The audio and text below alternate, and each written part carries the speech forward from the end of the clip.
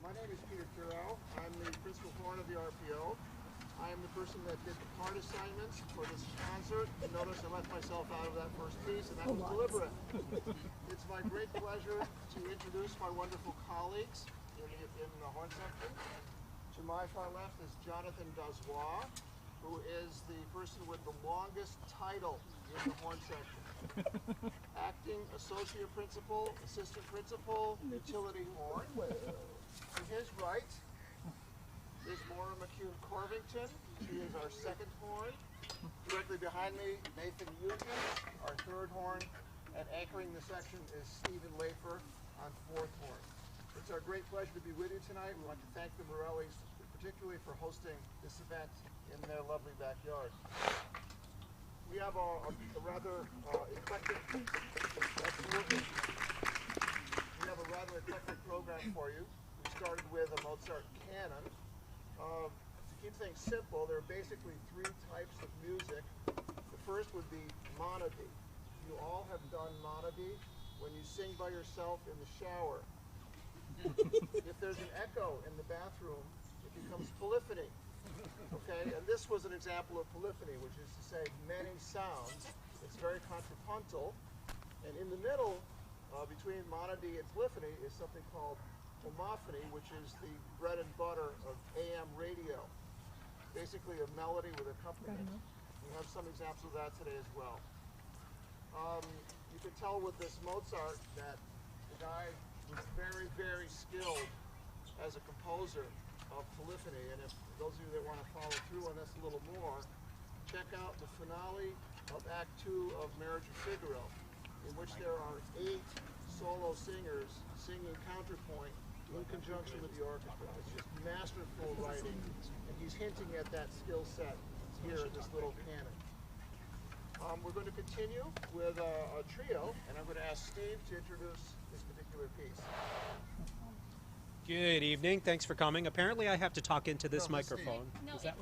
So you can pick it up. I can pick it up. Okay. Sorry, thanks, Here, how about I do this? How's that? Yes. That works.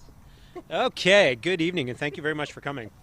Next piece is by Anton Reika. I have my notes here, so forgive me, my cell phone in front of my face. Reika was probably the most prolific composer you never heard of.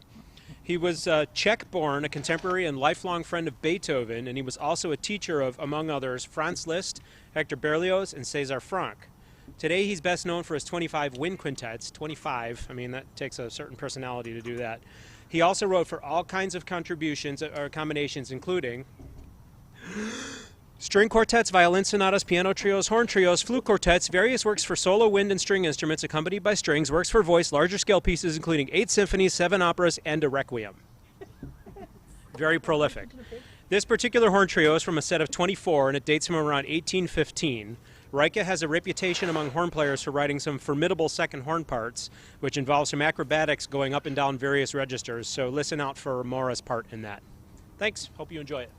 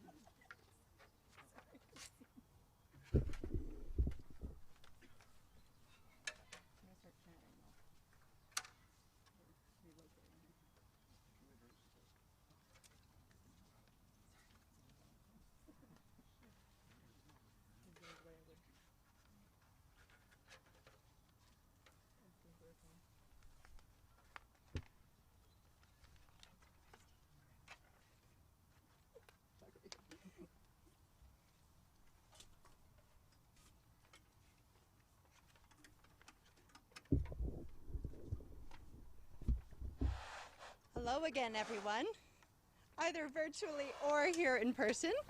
We've now moved on to a brief sojourn to Austria, specifically Vienna, which is the birthplace of Anton Wunderer. Wunderer was a hornist, he was a composer, he was a conductor of the Vienna opera department, and he was actually also known for his horn quartet arrangements as a member of Chantal's horn quartet. And he created an entire catalog of repertoire for this particular instrumentation, including the two tunes you're about to hear right now. Specifically, I have been encouraged by my section mates to tell you that this next section of our program has been sponsored by the NRA because our first polka is Schützenliebchen, which is the sharpshooter's sweetheart, and the second tune, which is a march, is the master sharpshooter. So, this inadvertent endorsement, we will now proceed with these two fabulous march and polka movements. And if you haven't poured your delicious Austrian or German inspired beers by now, you'll definitely be in the mood after you hear these two tunes.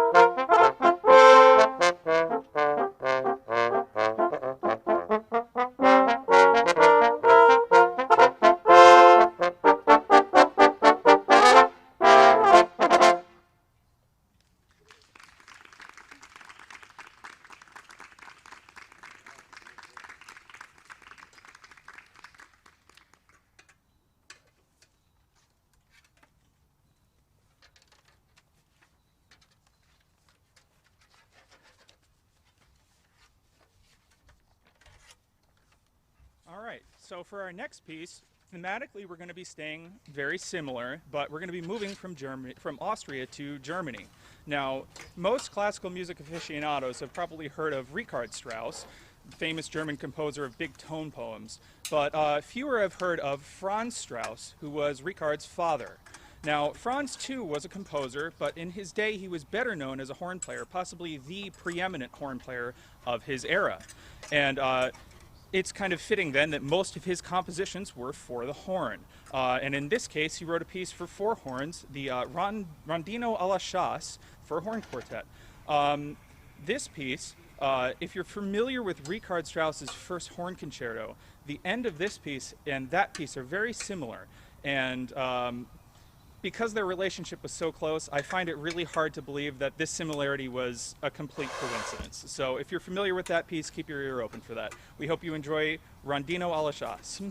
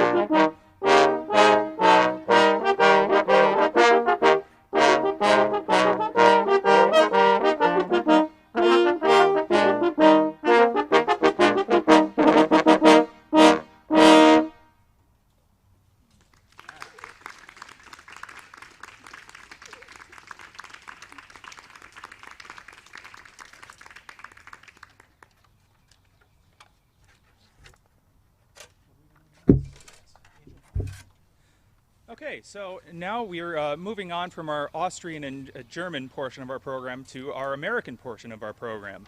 Next up on the piece is our youngest piece on the program. It was written, I believe, in 2009 by Louis Songer. Louis Songer taught both horn and composition at East Tennessee State University for a very long time. And he wrote this piece, and he called this piece an ode to dissonance. But before you all run away, he took a very interesting way of writing dissonant music. Instead of writing notes that are very close together, really crunchy, instead they're kind of spaced apart and we get a milder crunch, so it's a little bit more pleasing on the surface.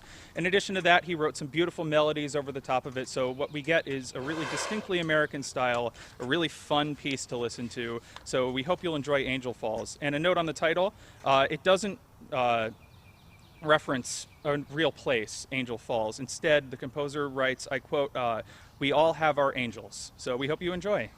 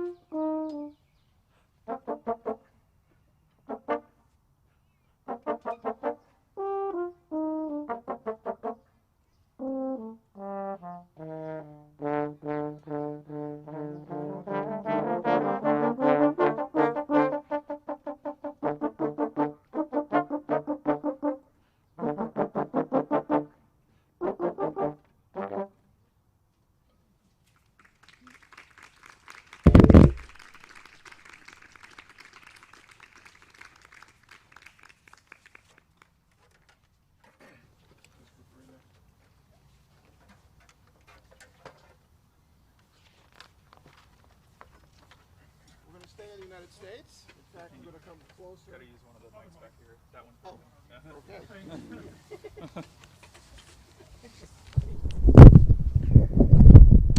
We will stay in the United States, and we're going to come rather close to Rochester. This next piece is by Lowell Shaw. Lowell Shaw, also nicknamed Spike Shaw, was for many years the second horn of the Buffalo Philharmonic. He still lives in that region. He had a horn club, which is, I think, still going on, and he would often write arrangements of jazz-influenced, pop music-influenced songs or original compositions just for fun, not for commercial purposes. And he started that process with a bunch of horn quartets, which he called fripperies, frivolous little ditties just for fun. There must be probably 30 of those horn quartets that are available. Then he branched out and he did duets called bipperies. And then to satisfy another market, he did trios called tripperies. So you can see where we're headed here. This is called Equippery. There are 8 of these. We're going to play all 8 7 times in a row. No, just kidding. We're going to play number 8 of his Equippery set. And there's a little quotation from a Strauss tone poem near the end. I hope you enjoy it.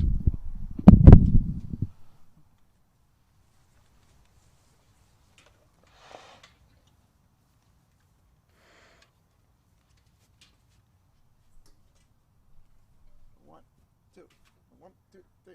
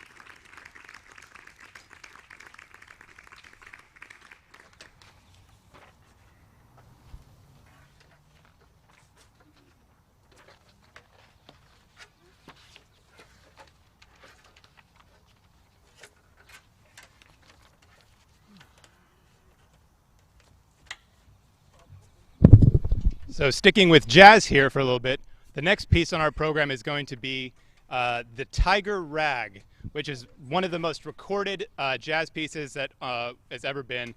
And it originally was written, there's some questioning on who actually wrote it. The copyright in the original recording was for the original Dixieland Band in 1917, but other people have claimed that they wrote it. So, you know, we don't really know, but that's who has the copyright and who gets the Wikipedia entry. So that's what we're going to play, and we thought we would add our own little recording in to the literally hundreds of recordings. Literally every jazz person you could think of has got a great recording of this.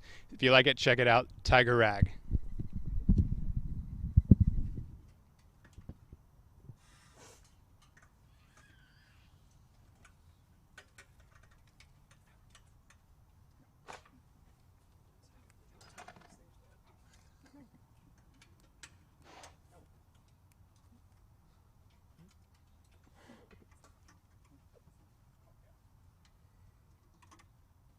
Sometimes we need a little more time. There's very little time to empty water in these pieces.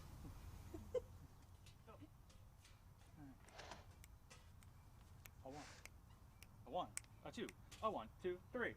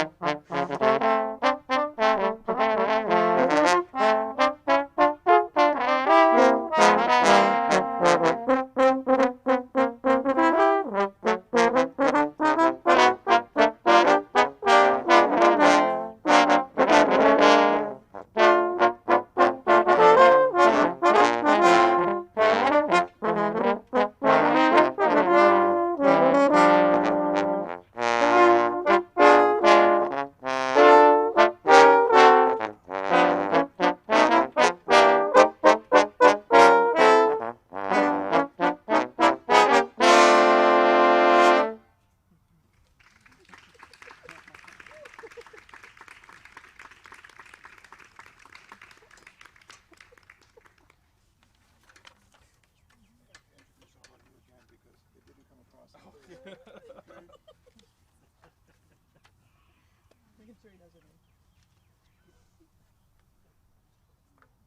have one more piece for you tonight, and before we do that, I've been asked to read. Oh, the mic's off. The mic's off.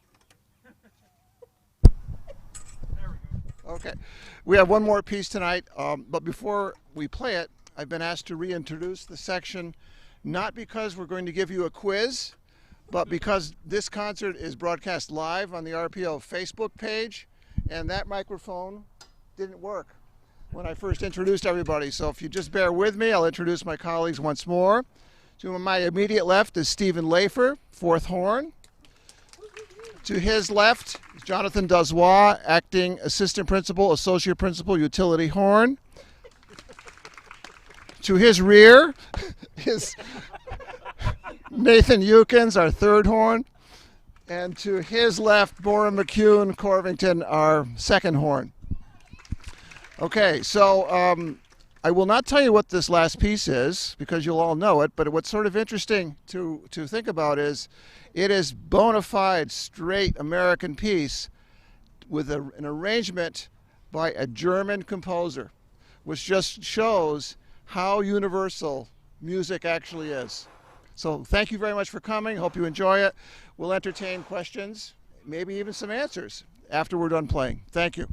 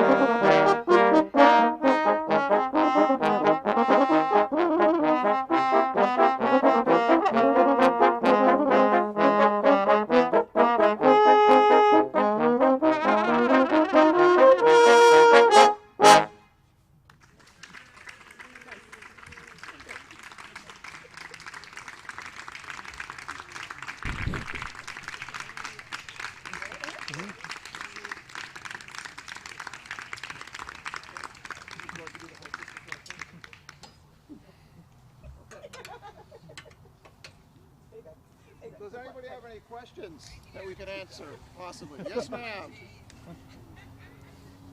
When you hold your horn, doesn't that muffle? You got your hands inside. Well, it has that potential, but that's the liability rather than the asset. So the question is, why do we have our hand in the bell? And this goes back to the heritage of the instrument.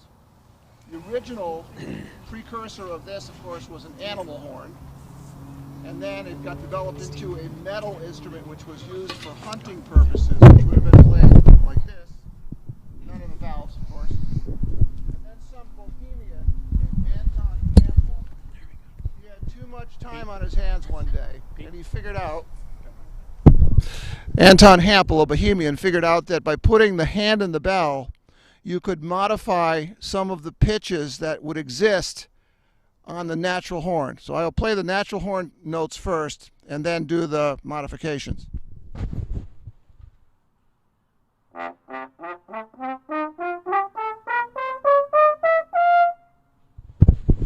Those are called natural harmonics. They exist on every brass instrument, the same pattern. So Anton Hampel figured out that if you took one of those notes and you put your hand in the bell, you can alter it.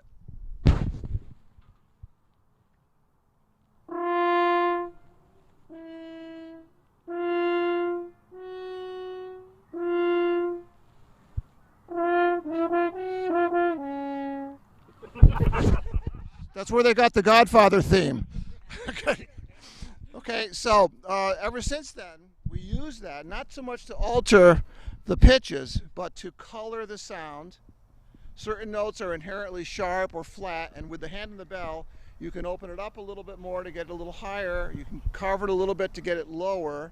It allows you for changing colors on the instrument, which allows you to serve the music well and also to blend better with your colleagues in the orchestra. So oftentimes you'll see the horns situated in RPO, for example. We sit behind the woodwind section because we play a lot of music with the woodwinds, and we play stuff with the brass, who are usually to our left. So when we play with the brass, we tend to play with a little bit brighter sound to blend with them and to compete with their projection. But when we play with the woodwinds, we try to cover it a little bit to get a little bit more veiled sound so that it blends better with the woodwind color. Okay, now, not that I don't believe you, but can I Google this? Go ahead, be my guest. Sure. Because the internet never lies. Yes, yes. Yes. I assure you, I absolutely assure you, what I just told you was not fake news. Okay. Any other questions? Congressman, first of all, thank you very much for your attendance. Thank you for your attendance at the concert. And thank you very, very much for your work in Washington. You have no idea how much we need you. Thank you. Having been in Washington yesterday and being there again tomorrow, this is a nice respite, so thank you for being here and thank you for all that you do. I'm just curious, you have French toast, you have French fries. Everybody calls that the French horn, but I understand in France they do not call it a French horn. So can you tell us the history of why we refer to it, or some of us refer to it as French horn? That's a good question. It's a very good question. You can go ahead and Google that. There is a professional society of horn players called the International Horn Society. Obviously of international origin. There's also national societies. There's a British Horn Society, a French Horn Society, and so forth. But the International Horn Society, at its third annual meeting, which would be probably about 52 years ago, they met in Tallahassee, Florida, and they passed a resolution that indicated that our instrument thereafter should be referred to as the horn, not the French horn, okay? So traditionally we say horn, we're horn players, but then it gets confusing if you're talking to jazz people. Because when the jazzers think, when they say you're a horn player, that means for them, it means a saxophone or trumpet, you know? So our preferred nomenclature for the instrument is horn. Now the French, they had a lot to do with it in developing the instrument when it was a hunting horn. The early history of the horn, the trompe de chasse, hunting horns with horn players on horses and stuff, the French were big time into that. They did that. But the Germans are the ones that developed the technology more. But we don't want to be called the German horn, you know, so now it's just considered the horn. And that's what you all call it, just the horn? We just call it, we're horn players, yeah. But thank you for that. If you'd like to introduce a resolution in the Congress, that would be terrific. Any other questions? Yes, ma'am. Somebody online asked, how do you choose an instrument when you go to get one, buy one? You know, are you talking about how you purchase an instrument or how you decide to learn an instrument? Is that the question? I don't know what they meant. Probably about how you pick one out when you go to buy Yeah, one. when you go to buy one. Okay. Okay, I'm going to ask each one of my colleagues to answer that question, okay? Steve is the worst example. I tend to change horns like I change my underwear, meaning not very frequently. No, every single horn player that you ask is going to have a very different answer to that question. The preferences are as varied as the instruments themselves. I tend to prefer the old instruments. I prefer classic instruments. I don't want to play anything new. This thing is about 100 years old.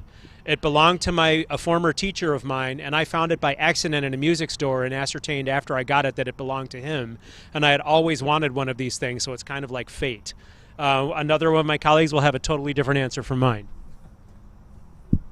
So I don't change my horns very often. I bought this horn in 2006, so about 14 years ago, and I haven't changed since. That was about when I started taking this instrument seriously. I walked into a shop, played every horn that was in there, and decided this was the one that I liked best. And now this is a newer instrument. It was about 7 years old when I bought it, so I've had it for most of its life. And I like it because of the way it plays, and I like it because of the way it sounds, and I haven't felt a need to switch yet. So, so I bought this a little over a year ago, and I tend to buy horns when I've decided I'm no longer getting better at the horn. It must be the horn's fault, and so then I trade it in, get a little bit more, get a little better one, and so that's kind of how I go. But then I look for a horn that just mostly has good pitch. I try to find one that seems even across and has a sound that speaks to my inner brain concept of sound, and kind of just go with it. So that's my way. I was inspired by my new colleague Nate's advice, which is if you plateau, find a new one. So I've been playing my horn for only about 3 months. This is a Patterson, and we all grew up in very different regional locales, and we all grew up with different horn concepts in terms of sound in our minds. But now that the 5 of us are together and we all play wildly different instruments, we still have a duty to blend from person to person, regardless of what instrument we actually play. And our sound concept is developed by our fearless leader, hypothetically, Pete Curao. And if you were to compare my horn to his, I'll let him describe the glory that is a Con 8D, but you can tell our wraps are very different. My horn is generally a little bit smaller and a little bit lighter than his as well, and I'm sure he'd be happy to tell you about cons. I could try. The thing about my colleagues, they're very precocious, and they all had their midlife crisis very early in their lives. I grew up in Torrington, Connecticut, which is the northwest corner of Connecticut, and it's directly under the sphere of influence in many ways of New York City, including the fact that that part of Connecticut is Yankees territory, whereas if you go east of Hartford, you're in Red Sox territory. So back when I grew up, or when I thought I was growing up, the New York Philharmonic was a very influential orchestra, and the horn players there used this type of instrument, which was a Con 8D, C-O-N-N, with the number 8D. This was made in Elkhart, Indiana. This I bought this as a second semester freshman in high school, so that would be 1966. Yes, I can see you doing the math now. But I've had it rebuilt. The valves are the things that wear out. You can get those rebuilt, get them replated, and so it makes it tight again. I've had my dalliances with other instruments through the career, but I always tend to gravitate back towards this because I like the sound of it, and more often than not, I kind of know where the notes fit on the horn. On other instruments, there's a long kind of courtship, let's say, before you get to know that instrument, and I don't have the time or inclination to do that at my stage of my career, so I prefer to just stick with what I'm used to.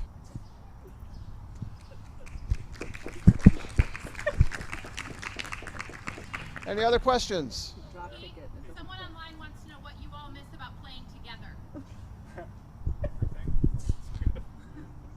It's not just the fact that we miss making music together, we miss each other's company too. These are wonderful people. I couldn't be more blessed to have wonderful colleagues such as I have here, not only in terms of their impeccable musicianship and playing, but they're just such wonderful human beings. So I really miss the socialization aspect of it, as well as the fact, the ability to make music together, either in a chamber setting like this, or hopefully soon, you know, with the orchestra.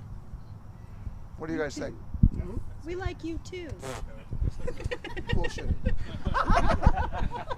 PG. And one for Mr. Lafer. Where is Zoe? Oops, sorry. Zoe tends to not like the sound of the horn very much, so I think she picked the wrong dad for that regard, because anytime the horn comes out of the case, the tail goes between the legs and she starts crying. So this would not be a good place for her to be. So she's home right now playing with her toys. We should mention this is a canine critter. Yes. This is a dog. This is Zoe is my alter ego. So basically wherever I go, Zoe goes, unless it's something where I have to play the horn. Thank you all for coming. Thank you. Have a good night, everybody. It was great. It's wonderful fun. Well done.